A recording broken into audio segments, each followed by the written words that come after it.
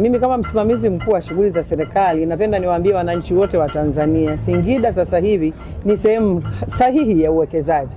Na sisi tunawekeza karibia katika nyanja nyingi, tukianza hii ya kawaida ya kilimo, tunafuga, tuna madini, Singida tuna utalii, tuna usafiri na usafirishaji, lakini tuna huduma mbalimbali, kwa maana malazi ya wageni mbalimbali, huduma za vyakula, huduma za madawa, huduma za matibabu. Kwa hiyo mimi niseme wale ambao wana wasiwasi kwamba Singida ni sehemu kame, Singida kwanza tuna maji mengi, isipokuwa sisi maji yetu yako ardhini na tumeshatumia teknolojia za kisasa kuyapata hayo maji. Kwa hiyo waje kuja kuwekeza katika mkoa wetu wa Singida.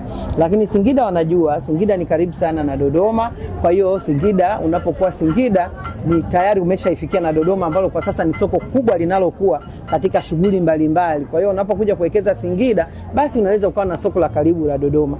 Lakini Singida kuwa katikati, unafikia masoko makubwa yote ya nchi yetu, nyanda za juu kusini, ukienda kaskazini, ukienda kanda ya ziwa, ukienda pwani, kutoka Singida ni karibu na unatumia masaa machache kufika. Lakini Singida inafikika kwa barabara za lami katika maeneo yote. Lakini Singida tuna reli ya MTR, tuna reli ya SGR.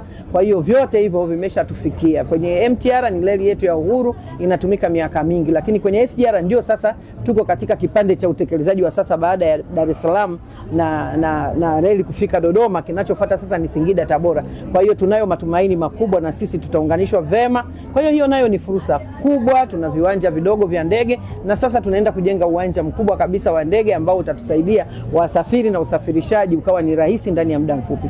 Kwa hiyo niwaombe wa Tanzania, Singida ni sehemu nzuri, Singida ni sehemu rafiki, Singida kuna viongozi, kuna wananchi wachapakazi, wanaweza kuja muda wote kuja kuwekeza.